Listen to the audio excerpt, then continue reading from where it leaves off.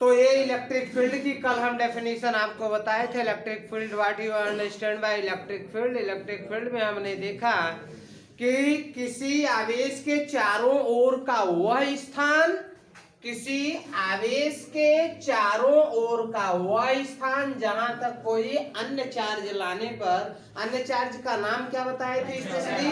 परीक्षण आवेश। परीक्षण आवेश लाने पर आकर्षण या प्रतिकर्षण बल का अनुभव करता है, वहां तक के एरिया को वैद्युत क्षेत्र कहते हैं। वैद्युत क्षेत्र अगर ये धन आवेश होगा तो बाहर की ओर, अगर यह ऋण आवेश होगा तो अंदर की ओर होता है। ये तो हो जाता है वैद्युत क्षेत्र। वैद्युत क्षेत्र एक सदिश राशि होती है, जैसे कि यहाँ पर हमने डायग्राम बनाया है। यहाँ तक आपको देख रहे हैं कि ये प्रभावी क्षेत्र है और ये वैद्युत क्षेत्र होता है। और वैद्युत क्षेत्र और वैद्युत क्षेत्र की तीव्रता, एक होता है intensity of electric field. Intensity of electric field में क्या होता है, अब जैसे उससे आवेश को, ये है परीक्षण आवेश, और इस परीक्षण आवेश को इस वैद्युत क्षेत्र के भीतर, इस वैद्युत क्षेत्र के भीतर यहां से यहां पर रख देंगे तो एक बल का अनुभव करेगा, लेकिन यहां पर रख देंगे तो किसी बल का अनुभव नहीं करेगा।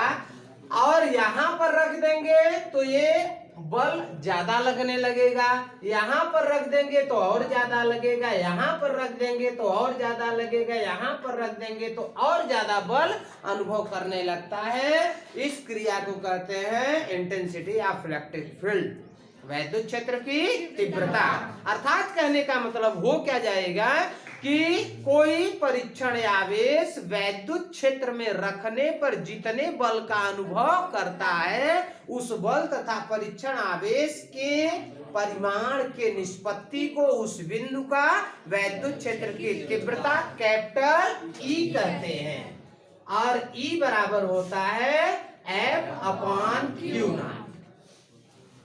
वैद्युत क्षेत्र, वैद्युत क्षेत्र की तीव्रता, तीव्रता E बराबर क्या होता है F/Q0। चाहे F/Q0 लिखें, चाहे लिख दें E बराबर F/Q। अगर परीक्षण आवेश की बात है तब तो Q0 हो जाएगा, कोई भी आवेश होगा तो क्या हो जाएगा, Q हो जाएगा। अर्थात करने का मतलब इस आवेश के कारण जो वैद्युत क्षेत्र, उधर से आइए आप लोग, तो इस आवेश के कारण यहां तक वैद्युत क्षेत्र फैला है। और जब टेस्ट चार्ज को हम डिस्प्लेस करते हैं, इधर उधर करते हैं, जैसे जैसे दूरी घटती है वैसे वैसे आप देख रहे हैं लगने वाले बल का मान बढ़ता है।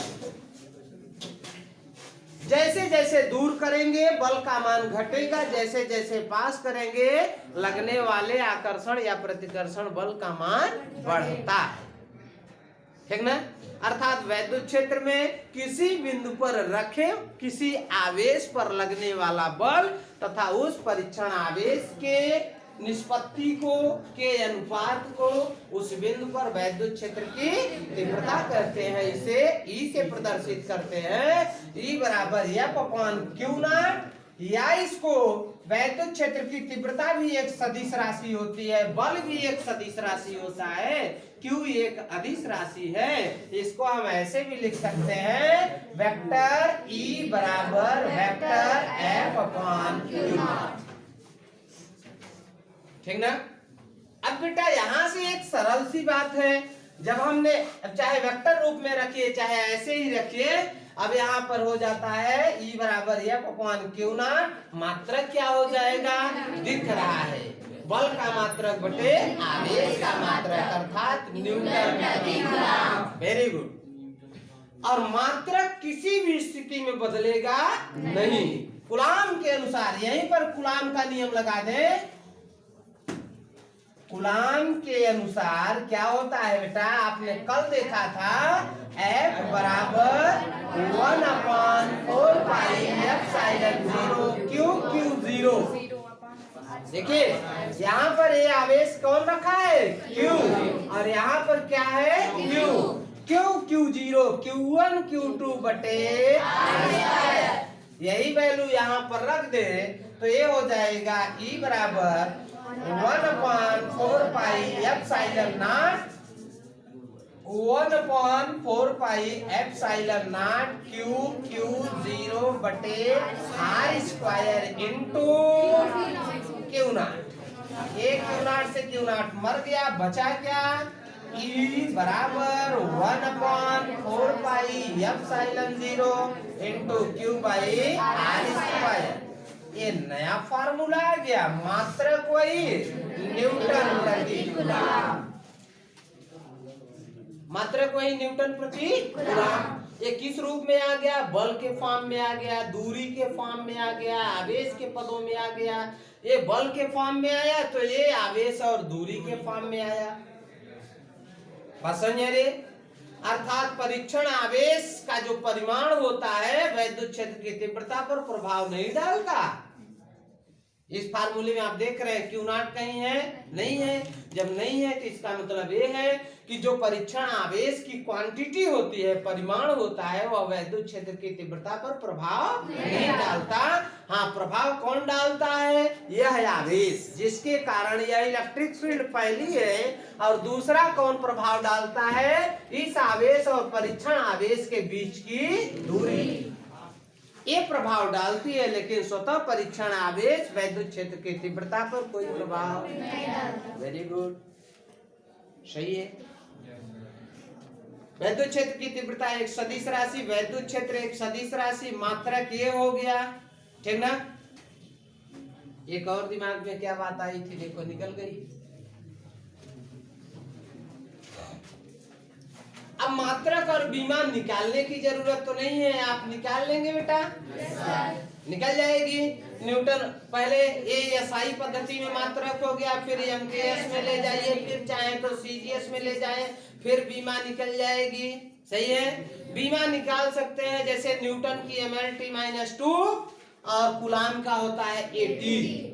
चाहे आप बिना एमकेएस में चेंज किए ही निकाल सकते हैं, अदरवाइज आप चेंज करके ही निकाल सकते हैं। दोनों बात बराबर की।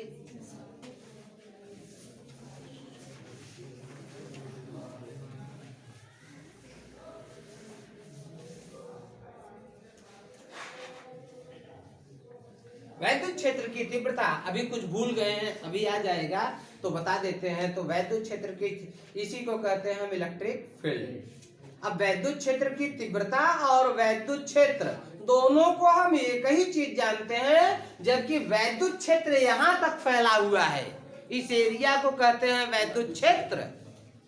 अब वैद्युत क्षेत्र की तीव्रता होती है वैद्युत क्षेत्र के भीतर किसी बिंदु पर रखे आवेश पर लगने वाले बल के परिमाण को वैद्युत क्षेत्र कहते हैं। अगर हम Q0 का एकांक मान ले लें तो क्या हो जाएगा? E बराबर वेक्टर F, ये हो जाएगा। अब इसका हम थोड़ा सा एप्लीकेशन देखते हैं। ये मान लीजिए धन आवेश है, ये मान लीजिए धन आवेश है, और दोनों को थोड़ा पास में ला रहे हैं, तो इसके बीच में कहीं न कहीं वैद्युत क्षेत्र 0 हो जाएगा। इसका वैद्युत क्षेत्र बाहर की ओर, इसका वैद्युत क्षेत्र बाहर की ओर, दो वैद्युत क्षेत्र ऐसे मिलेंगे तो ये वैद्युत क्षेत्र कहीं न कहीं इसके बीच में 0 हो जाएगा। ध्यान देना, दो समान आवेशों के बीच में वैद्युत क्षेत्र 0 होता है। अब अगर मान ले ये प्लस और ये है माइनस, तो इनके बीच में कहीं वैद्युत क्षेत्र 0 नहीं होगा। वैद्युत क्षेत्र यहाँ पर भी 0 होगा और वैद्युत क्षेत्र यहाँ पर भी 0 होगा। बाहर 0 होता है, अंदर नहीं। अगर दोनों प्लस प्लस है तो अंदर, दोनों माइनस माइनस है तो दोनों को मिलाने वाली रेखा के बीच में कहीं वैद्युत क्षेत्र 0 होगा। एक प्लस और एक माइनस है तो उनके मिलाने वाली रेखा के बीच में कभी भी वैद्युत क्षेत्र की तीव्रता 0 नहीं होगी, बाहर होगा। इसका बाहर की ओर और इसका अंदर की ओर। देख रहे हैं ना, इसके कारण अंदर, इसके कारण बाहर। अब अगर यहाँ पर दोनों तीव्रता निकालेंगे तो इसके कारण E1 और इसके कारण E2, अब नेट तीव्रता हो जाएगी E बराबर हो जाएगा E1 प्लस E2, ठीक ना। अब देखिए जब यहाँ पर हम निकालेंगे तो इसके कारण तीव्रता इधर और इसके कारण तीव्रता इधर हो गया। यहाँ पर तो होगा, तो एक समय ऐसा आएगा जब E1 बराबर E2 तब 0 हो जाएगी। तो विपरीत आवेशों के को मिलाने वाली रेखा के बाहर दोनों, यहाँ भी 0 हो जाएगा, यहाँ भी 0 हो जाएगा, लेकिन समान आवेश और बीच में कभी भी 0 नहीं होगा। ध्यान रखना, सवालों में इसकी विशेषता होती है। और जब हम इसकी बात करते हैं तो इसके बाहर नहीं, मिलाने वाली रेखा के किसी बिंदु पर कहीं न कहीं वैद्युत क्षेत्र की तीव्रता शून्य होती। सही है। और वैद्युत क्षेत्र की तीव्रता का फार्मूला आपने दो देखा, एक तो देखा F/Q0, दूसरा देखा जो गया था वो आ गया, जो गया था वो आ गया। अभी अभी हमने देखा E बराबर KQ/R²। मान ले यहाँ कोई माध्यम लगा दे, K परावैद्युतांक का माध्यम लगा दे, 1/4πε0 हुआ था, तो माध्यम लगा देंगे तो बल्ब माध्यम में लगने वाला बल क्या हुआ था, हमने देखा था Fm बराबर 1/4πε0 इंटू QQ0/R²। इसी में हम कर दें E बराबर Em बराबर माध्यम में वैद्युत क्षेत्र की तीव्रता Fm/Q0। क्या जी? Implies that put the value of Fm, हाँ, 1/4πε0 इंटू KQ0/R² इंटू Q0, ये मर गया और ये हो गया Em बराबर 1/4πε0 इंटू KQ/R²। Very good. माने ये नहीं है कि केवल वैद्युत बल ही माध्यम में घटता है, वैद्युत क्षेत्र की तीव्रता भी माध्यम में, ठीक ना। आगे पढ़ेंगे वैद्युत विभव भी माध्यम में घटता है, केवल एक ही चीज माध्यम में घटती है, वो है धारिता, वैद्युत धारिता। बाकी सब माध्यम लगाने पर उसका मान घट जाता है और धारिता का मान, सही है। ये बात समझ में आई? यही बताने जा रहे थे, तब से निकल गया तो फिर आ गया, ठीक ना। अब वैद्युत क्षेत्र का थोड़ा एप्लीकेशन अगर हम देखें,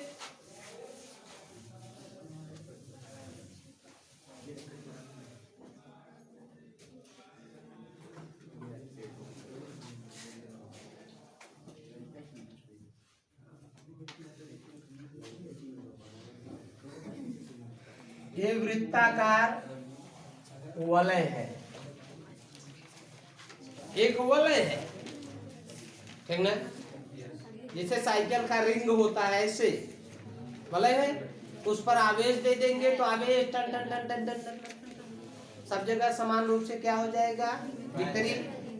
तो ये रिंग की त्रिज्या कितनी है, a, और इस पर सब जगह plus plus plus plus plus plus plus plus Q आवेश देने पर समान रूप से आवेश क्या हो जाता है, वितरित। हमारा टॉपिक है कि वृत्ताकार वलय के कारण, आवेशित वृत्ताकार वलय के कारण केंद्र अक्ष के किसी बिंदु पर वैद्युत क्षेत्र की तीव्रता कितनी होती है, ये हमारा टॉपिक है। और जब ये हमारा टॉपिक है तो माना A त्रिज्या R त्रिज्या के वलय पर प्लस क्यू आवेश देने पर आवेश समान रूप से सब जगह पक्का, जिसकी त्रिज्या कितना दिखाएं, A। वृत्ताकार वलय थोड़ा तिरछा देखेंगे तो ऐसा दिखेगा, और सामने से देखेंगे तो बिल्कुल ऐसा गोल दिखेगा। तब इसकी केंद्र अक्ष ऐसे यूं जाएगी, और ऐसे इसका केंद्र अक्ष इधर जा रहा है। मान लिया इसका केंद्र क्या है, यहाँ से x दूरी पर इस बिंदु पर हमने निकाल रहे हैं P पर वैद्युत क्षेत्र की तीव्रता। आप जानते हैं कि इस दुनिया में सारा सब कुछ, ये गाटर, ये बिल्डिंग, ये कापी खंड युक्त है, छोटे छोटे खंडों से मिलकर बने हैं। तो ये वलय भी छोटे छोटे खंडों से मिलकर बना है।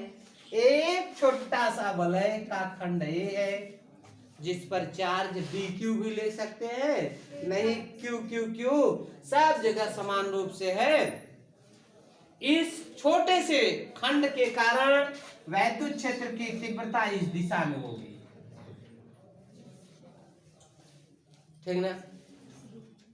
अब केंद्र अक्ष इस दिशा में, वैद्युत क्षेत्र की तीव्रता इस दिशा में E, ये कोण मान लेते हैं थीटा।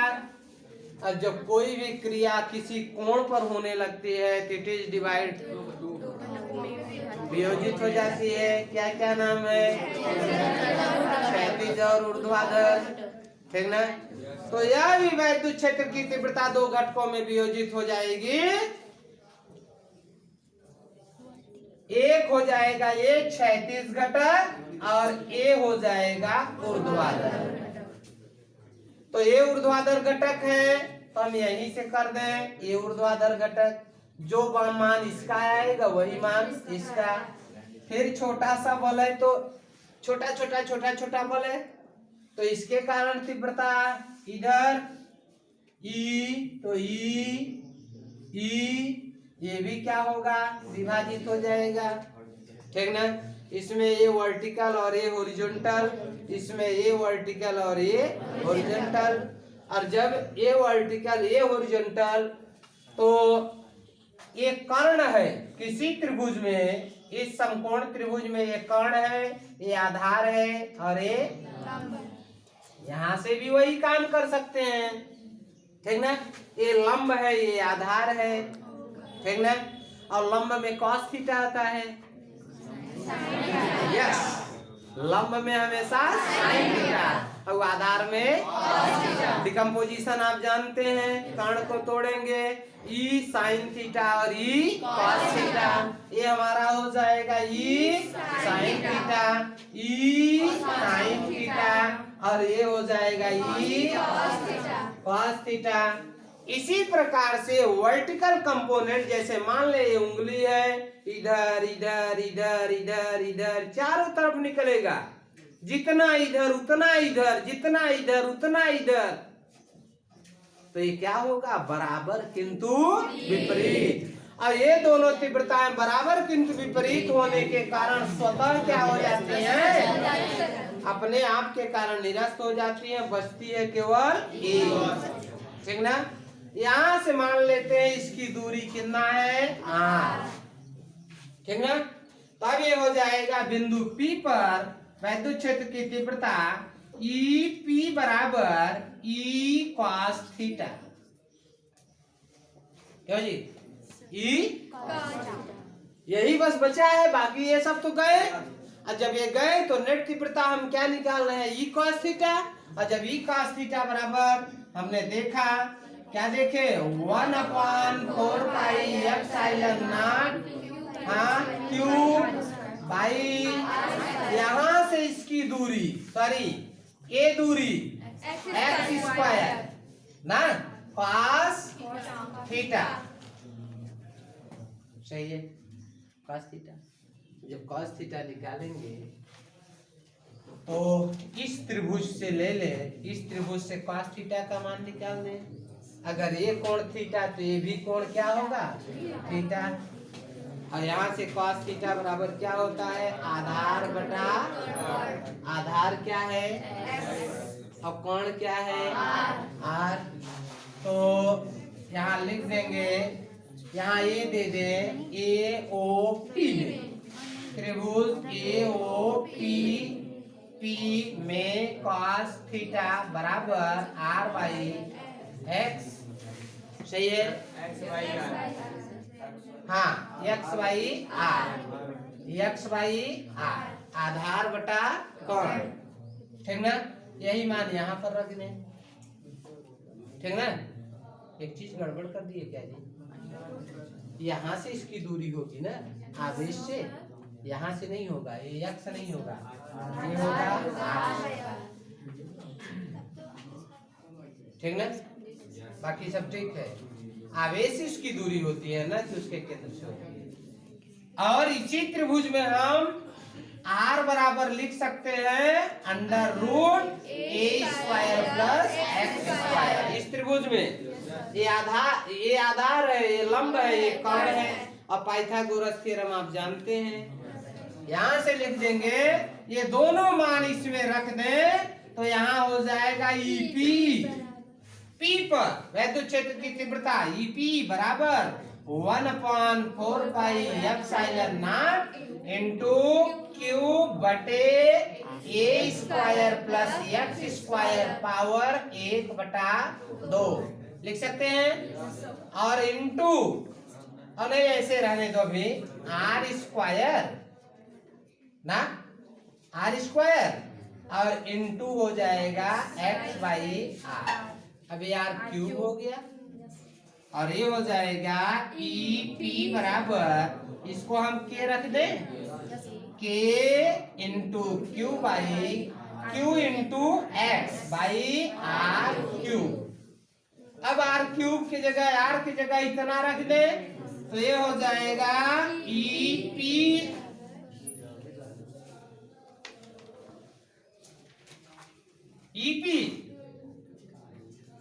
बराबर K Q 1/4 pi epsilon nought into Q बटे A square plus X square power 3/2 हो जाएगा इनटू एक्स। इतना वैद्युत क्षेत्र की तीव्रता आएगी किसी वृत्ताकार वलय के कारण।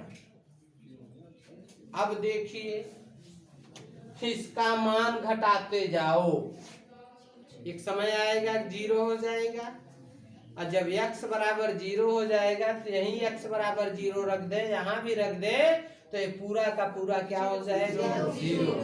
और जब 0 हो जाएगा तो इससे हम कह सकते हैं, इससे स्पष्ट होता है कि किसी आवेशित वलय के केंद्र पर वैद्युत क्षेत्र की तीव्रता 0 होती है। किसी आवेशित वृत्ताकार वलय के केंद्र पर वैद्युत क्षेत्र की तीव्रता, सही है। और थोड़ा बढ़ते हैं आगे, इसको हम बाद में पढ़ाए थे और मटेरियल पहले कर दिए थे उस जमाने में जब आप प्राइमरी में थे। अब आज आप रिवीजन कर रहे हैं, इसलिए हम किताब के अकॉर्डिंग पढ़ा दिए, कोई दिक्कत नहीं। क्योंकि यहाँ पर जब डिकम्पोजिशन आपको बता रहे हैं तो डिकम्पोजिशन उस समय थोड़ा आपको दिक्कत उत्पन्न करता, इसलिए बाद में बताए थे। अब तो नहीं उत्पन्न करेगा, इसलिए पहले ही बता दिए, उससे कोई मतलब नहीं है। एक होता है आवेशों से बने निकाय, को कहते हैं डाईपोल। डाई माने दो, पोल माने ध्रुव, वह निकाय जिसमें दो ध्रुव होते हैं उसे कहते हैं डाईपोल। अंडा भी हो सकता है, ये क्षण भी हो सकती है, ये चाक भी हो सकती है, ये पेन भी हो सकती है, डाईपोल। वैद्युत द्विध्रुव, डाईपोल को हम कहते हैं वैद्युत द्विध्रुव। द्वि माने दो, ध्रुव माने सिरे, वह निकाय जिसमें उसे वैद्युत द्विध्रुव कहते हैं। उसे केवल द्विध्रुव कहते हैं। जब बात वैद्युत द्विध्रुव की आएगी तो दो सिरे हो और दोनों सिरों पर विपरीत आवेश हो और बराबर हो, तो वह निकाय जिस पर बराबर किंतु विपरीत आवेश हो उसे डाईपोल, इलेक्ट्रिक डाईपोल कहते हैं। अब आगे की कहानी हम मान लेते हैं, आप मान लेते हैं, जरूरी नहीं है कि ऐसा हो, और कुछ हो सकता है। तो एक आवेश यहां, एक आवेश यहां, ए आवेश माइनस क्यू, ए आवेश प्लस क्यू, गलत। ए आवेश प्लस क्यू, ए आवेश गलत, ए आवेश प्लस क्यू, ए आवेश। अर्थात कहने का मतलब ये है कि चाहे किसी को हम प्लस ले लें, चाहे किसी को माइनस ले लें, इससे मतलब नहीं है। अगर हम संख्या की दृष्टि से देखें तो माइनस क्यू छोटा और प्लस क्यू बड़ा, इसलिए माइनस को पहले और प्लस को बाद में रखते हैं। आप चाहे जिसको जैसे रखें, उससे कोई मतलब, ठीक ना। और इनके बीच की दूरी हम मान लेते हैं 2l। दोनों आवेश कितने पर सेपरेट होते हैं? 2l। और इनका मध्य बिंदु O होता है, तो एक यल इधर, एक यल इधर। ये अपनी सुविधा के अनुसार हम मान लेते हैं, जरूरी नहीं है कि 2l हो, 3l भी हो सकता है। तभी आधी दूरी हो जाएगी 3/2l। आपको गुणा भाग करने में 3/2 हमेशा दिक्कत उत्पन्न करेगा, इसलिए हम इसको मान लेते हैं 2l। तो एक यल एक तरफ, एक यल एक तरफ। आप कॉम्पिटिटिव जब कल बनेंगे तो वहां पर जरूरी नहीं है कि यल माने, वहां x r कुछ मान लेंगे, सब चलेगा, थियरी वही होती है। तो वैद्युत द्विध्रुव किसे कहते हैं? वह निकाय जिसके सिरों पर बराबर किंतु विपरीत आवेश हो और उनके बीच की दूरी 2l हो, उस निकाय को, उस सिस्टम को वैद्युत द्विध्रुव कहते हैं। वैद्युत द्विध्रुव कहते हैं। दोनों सिरों पर दो आवेश, और जब दो आवेश है तो वैद्युत द्विध्रुव के कारण ये है हमारा इलेक्ट्रिक डाइपोल। अब इसके कारण यहां पर वैद्युत क्षेत्र की तीव्रता कितनी होगी? यहां पर कितनी होगी? यहां पर, यहां पर, यहां पर, यहां पर, इसके चारों ओर विभिन्न स्थितियों में वैद्युत क्षेत्र की तीव्रता कितनी होगी? Very important for 022। हर साल यहां से क्वेश्चन बनता है। निगमन बड़ा है, 21 का पता नहीं, 20 में आया नहीं था, 21 का पता नहीं, 20 में आया नहीं था, तो लग रहा है कि 22 में जरूर है। तो डाइपोल के कारण हम 3 स्थितियों में वैद्युत क्षेत्र की तीव्रता निकाल सकते हैं। अगर इन दोनों को मिलाने वाली रेखा के दाईं ओर निकालें या बाईं ओर निकालें, अर्थात यहां निकालें या यहां निकालें, इसको कहते हैं अक्षीय स्थिति। और अगर यहां पर कहीं निकालें तो इसे कहेंगे, इसे भी निरक्षी कहेंगे या किसी कोण पर कहेंगे। और अभिलंबवत यहां पर अगर हम निकालें तो इसे चाहे ऊपर चाहे नीचे, बात दोनों ये कही, वैल्यू भी वही आएगी। ये जरूरी नहीं केवल यहां निकालते हैं, यहां भी निकाल सकते हैं। जरूरी नहीं केवल यहां निकालते हैं, यहां भी निकाल सकते हैं, कहीं भी आप निकाल सकते हैं। वैद्युत क्षेत्र की तीव्रता डाइपोल के कारण विभिन्न स्थितियों में वैद्युत क्षेत्र की तीव्रता कितनी आएगी। एक चीज और बता दें, जब डाइपोल बताएं तो डाइपोल को इलेक्ट्रिक फील्ड में अगर रखते हैं तो द्विध्रुव अपने आप, हाँ अपने आप, ये देखिए वैद्युत क्षेत्र है और द्विध्रुव, ये द्विध्रुव है, और इस वैद्युत क्षेत्र में इस द्विध्रुव को रखें तो द्विध्रुव पर एक बल लगने लगता है, एक का 2 बल लगे लगता है आवेश के कारण। और ये एक आवेश आकर्षित होता है तो दूसरा आवेश प्रतिकर्षित होता है, इसलिए ये द्विध्रुव घूमकर वैद्युत क्षेत्र की दिशा में होने का प्रयास करता है, इस क्रिया को कहते हैं वैद्युत द्विध्रुव का आघूर्ण। आघूर्ण माने घूमना। एक किसी भी परिस्थिति में रख देंगे, ये घूमकर समांतर होने का प्रयास करता है। यही क्रिया मैग्नेट में भी आपने देखा। और जब ये उसी की दिशा में घूमने का प्रयास करता है, इस क्रिया को कहते हैं वैद्युत द्विध्रुव का आघूर्ण। ठीक ना। अब द्विध्रुव का आघूर्ण को हम P से प्रदर्शित करते हैं। P बराबर 2L/Q। P बराबर 2L इंटू फेकर, मतलब दोनों आवेशों में से कोई एक आवेश तथा दोनों आवेशों के बीच की दूरी के गुणनफल को वैद्युत द्विध्रुव का आघूर्ण कहते हैं। और यह द्विध्रुव का आघूर्ण एक सदिश राशि है।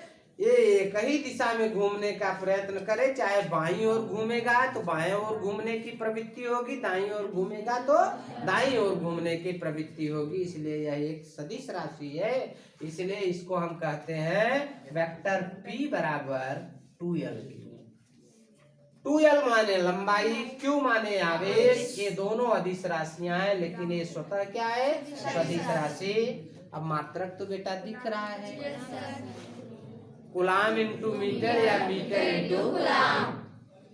Coulomb into metre, coulomb into metre थोड़ा गड़बड़ शब्द है।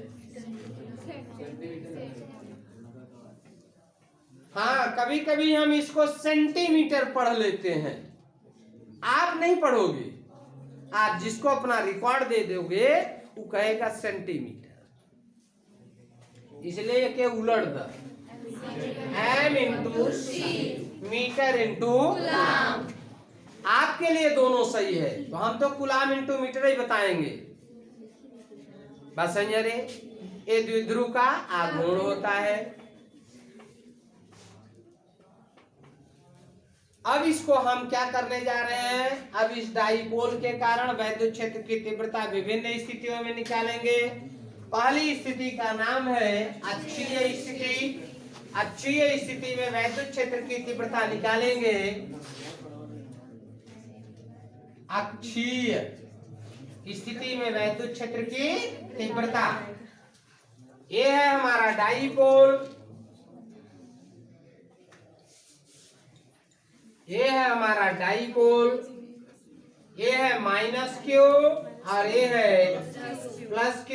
ये मध्य बिंदु O, 1L 2L।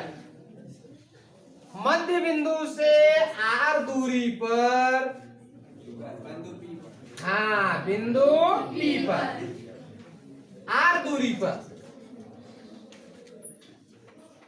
बिंदु P पर, यहीं पर वैद्युत क्षेत्र की तीव्रता निकालेंगे। तो इस बिंदु से नजदीक कौन आवेश है? +Q की -Q? +Q की तीव्रता किधर? E1। ध्यान देना, क्यों बाहर जाती है, क्यों भीतर आती है, वो उसके कैरेक्टर के कारण होता है। अब माइनस के कारण तीव्रता अंदर की ओर, E2। तो इस आवेश से इस बिंदु की दूरी का हो बेटा, ये पूरा R है, यही कम हो जाए। अब कम हो जाएगा तो क्या हो जाएगा? R -L।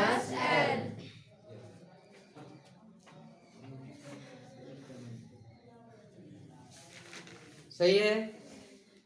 वो तो उस आवेश से दूरी, अब यह है आवेश से दूरी, कितना हो जाएगा? R +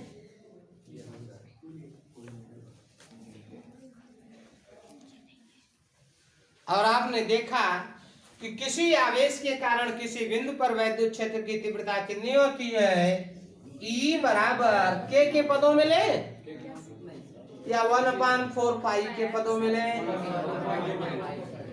माध्यम लगा देंगे तो K चलता रहेगा, निर्वात रहेगा तो K नहीं चलेगा। तो प्लस क्यू के कारण बिंदु P पर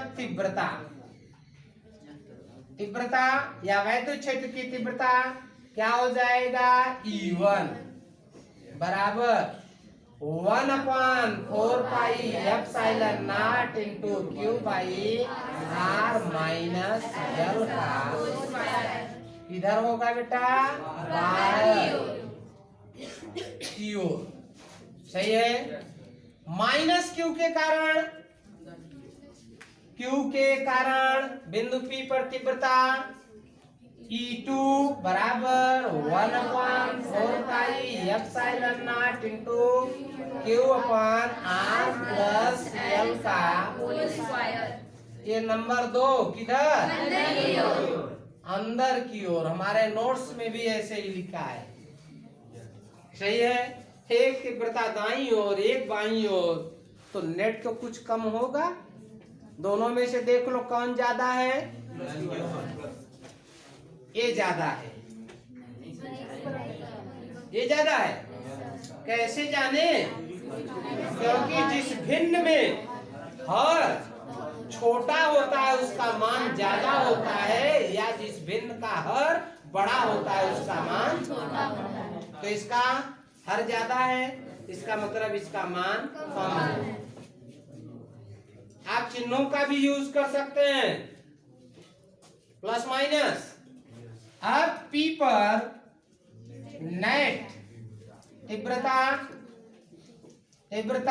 E बराबर E1 माइनस E1 ज्यादा, अब E1 एम्प्लॉइज दैट इसमें से इसको घटा दो तो देखो इतना कॉमन मिल रहा है बेटा। कॉमन मिल रहा है 1/4 epsilon not into Q 1/r minus L का whole square minus 1/r plus L का होल स्क्वायर। बहुत अच्छा। तिरछा गुणा कर दो। E बराबर Q बटा Q, या क्या Q बटे 4 epsilon not into R plus L का होल स्क्वायर माइनस का होल स्क्वायर बटे R माइनस L और R प्लस L। ऐसे भी लिख सकते हैं होल स्क्वायर। सही है। यहाँ पर चाहे तो ऐसे formula a plus B A minus B A square minus B square, और चाहे ओपन कर दो। ओपन कर देंगे तो क्या हो जाएगा? ओपन कर दे a प्लस बी का whole square a minus B का होल स्क्वायर Q बटे 4 epsilon not R square plus L square plus 2RL minus R square minus, देखो R square plus L square, लेकिन इसके कारण ये अटैक करके क्या करेगा? सारे चिन्ह L बदल देगा। R square minus L square plus 2RL बटे a plus B A minus B A square minus R square minus का whole square plus minus cut गया। ये हमारा हो गया E बराबर 1/4 epsilon not into 2RL 4RL, ठीक ना? 4RL इंटू Q बटे R square minus L square का गलत। अब यही हम एक केस लगाने जा रहे हैं, आगे भी लगा सकते थे। हमारा क्लास रिकॉर्डिंग नहीं चल रहा है, इसलिए इस मैटर को सॉल्व करना है। तो अब हम यहाँ पर एक केस लिखते थे, हमको याद नहीं आ रहा है क्या होती थी केस। यहाँ से देखिए, यदि सार की तुलना में ये यल बहुत छोटा हो नहीं होता है, ये यल कितना होता है, बाल की मोटाई से कम, बाल की मोटाई से कम, तब क्या लिखेंगे। यदि मौखिक बोल दे रहे हैं,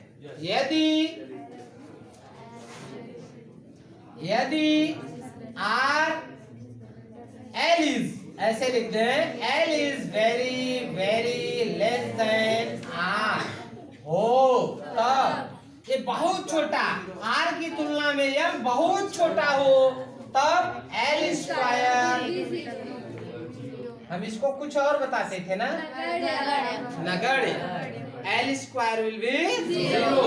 और जब एल स्क्वायर जीरो हो जाएगा तो बचेगा आर पावर 4 ना, तब क्या हो जाएगा, E बराबर 1/4 pi epsilon not into 2 into 2L Q R, 2 दूनी 4, दो और 2 4 एल आर को अभी भी लिख रहे हैं 2 दूनी 4 एल आर इंटू क्यू बटे आर घाते 4, एक आर से एक आर कट गया।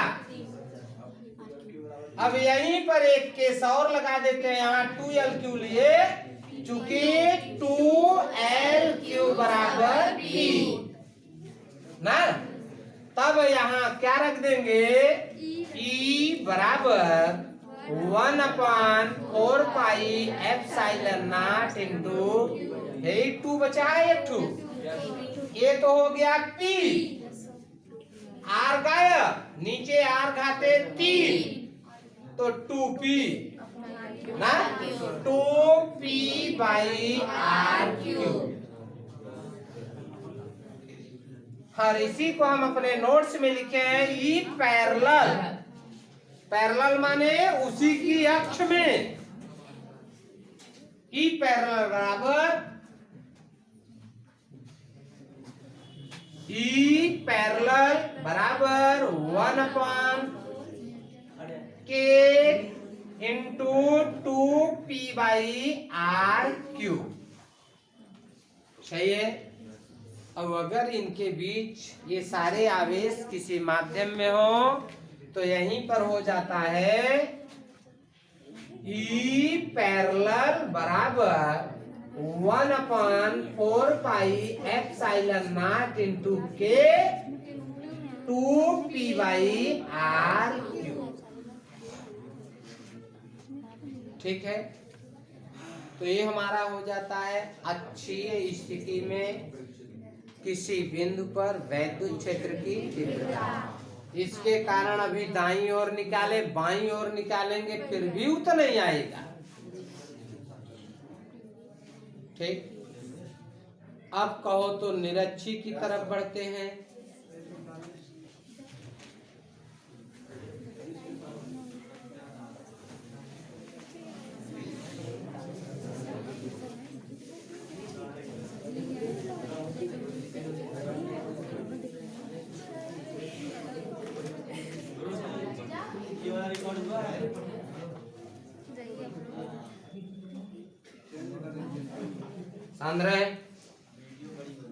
निरक्षीय स्थिति में 1 घंटे का कम से कम हो जाए तो ठीक रहेगा।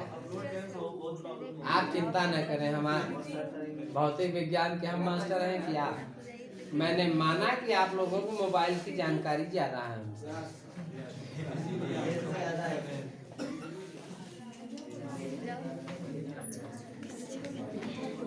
निरक्षीय अभी आपने निकाला अच्छी स्थिति में, अब निरक्षीय स्थिति में वैद्युत क्षेत्र की तीव्रता निकालेंगे। ये है हमारा डाइपोल।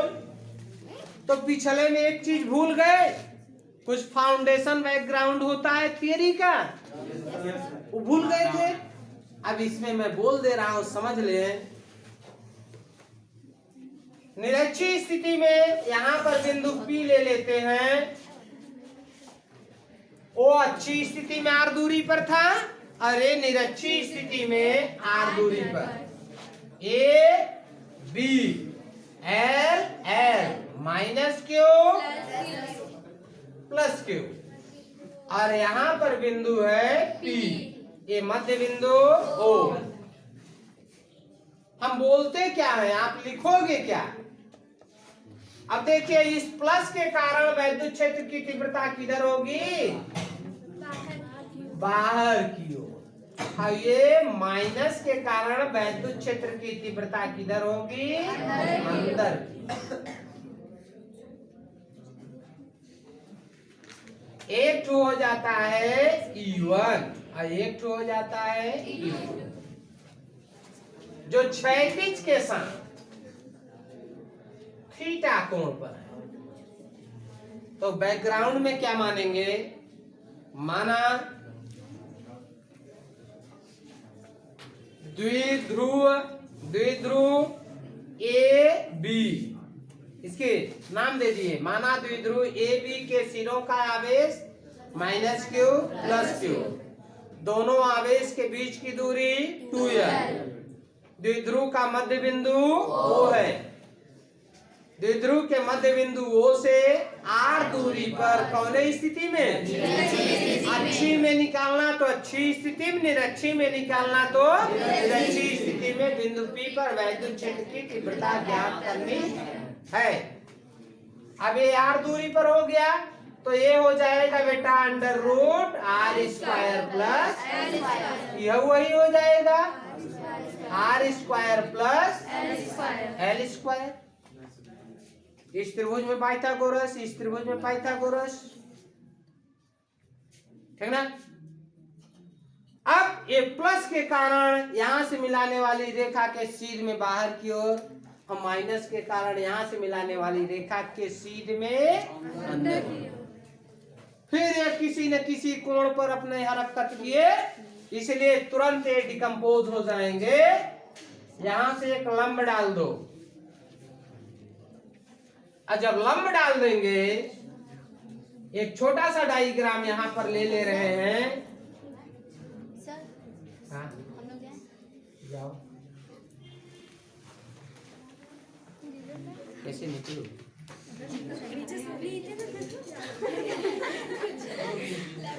हाँ निकलो निकलो, इसको पकड़े रहो ऐसे।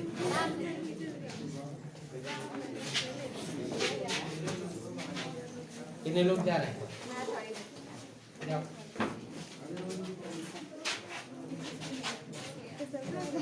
चलता भी है, कैसे जा रहे हैं?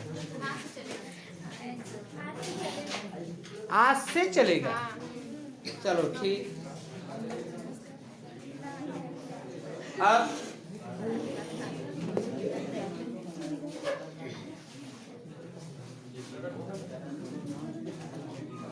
शांत रहे।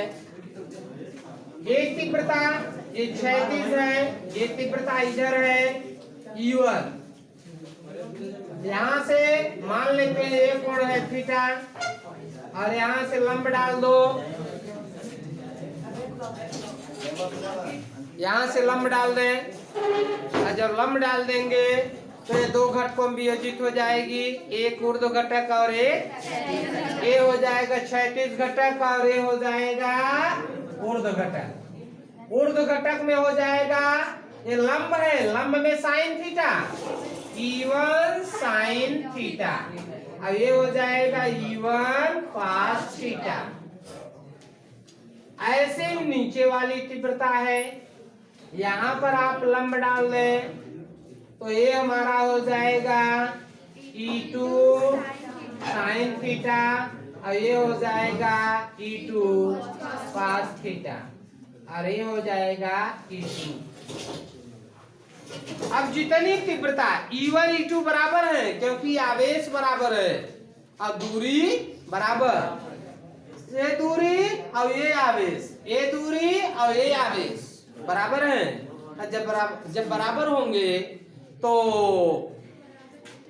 हाँ बराबर, किंतु विपरीत होने के कारण स्वतः निरस्त हो जाएगा। और जब स्वतः निरस्त हो जाएगा तो ऐसी स्थिति में ये तो गए काम से, ये तीव्रता खत्म हो गई, नेट तीव्रता यही बची। तो ये हमारा हो जाएगा E1 cos theta plus E2 cos theta. ठीक ना। अब ये स्वतः बराबर किंतु विपरीत होने के कारण निरस्त हो जाते हैं। तो बिंदु P पर वैद्युत क्षेत्र की तीव्रता क्या हो जाएगी? E बराबर E1 cos थीटा प्लस, सही है, वैल्यू दोनों का रख दो। E बराबर 1/4 पाई एप्सिलॉन नॉट Q बटे under root R square plus L square का cos theta and plus 1/4 pi epsilon not Q बटा under root R square plus L square का cos थीटा। मतलब करिए, अब देख रहे हैं आप दोनों बराबर, होल स्क्वायर करेंगे करड़ी हट जाएगी, यहाँ और जब दोनों बराबर तो इसको लिख सकते हैं E बराबर 2 into 1/4 pi epsilon not into Q बटे R square plus L square cos theta.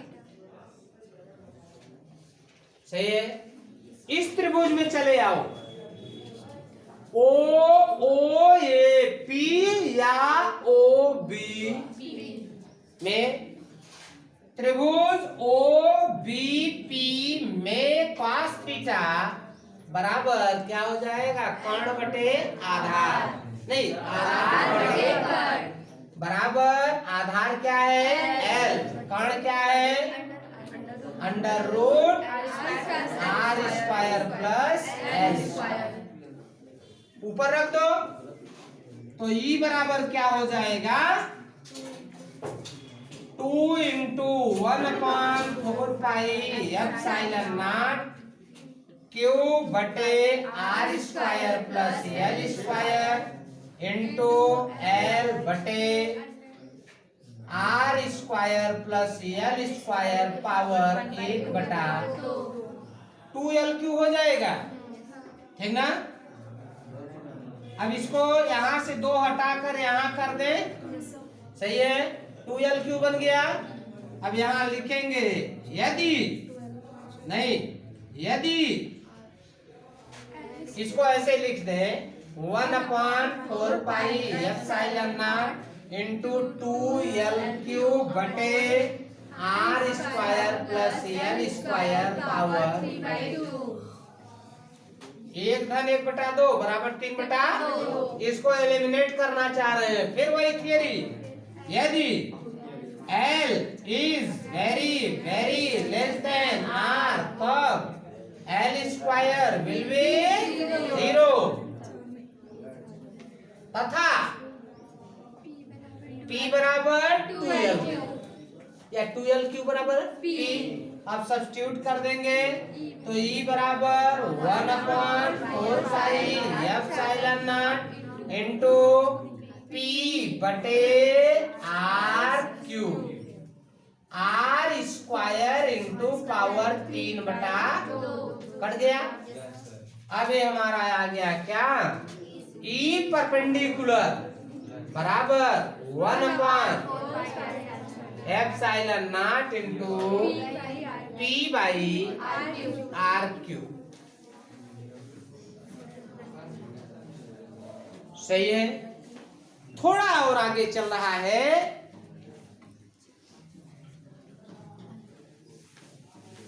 जब थोड़ा और आगे इसमें चले तो हम दोनों समीकरण अच्छी और निरक्षी में एक संबंध देखें।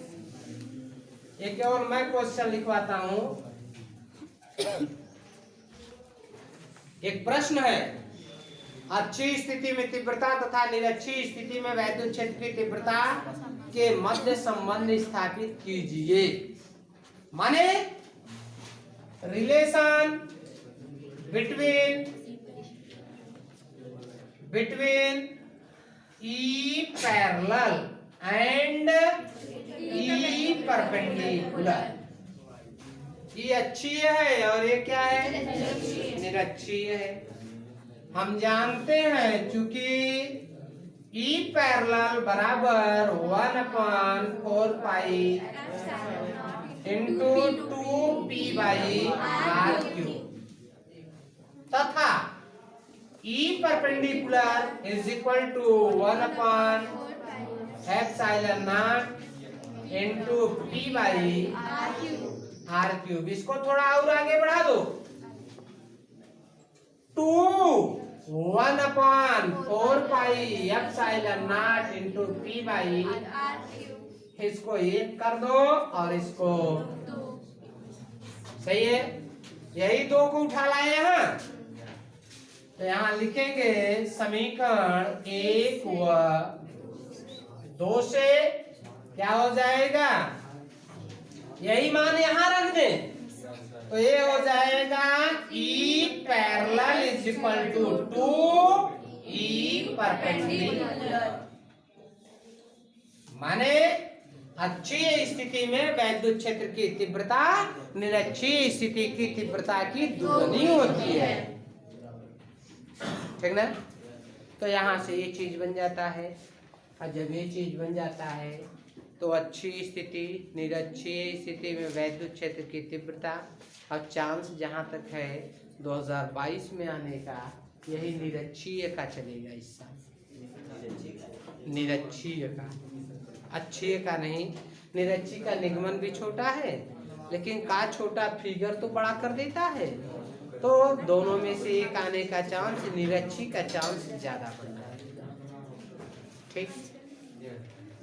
और थोड़ा आगे चलें, हाँ बस करें।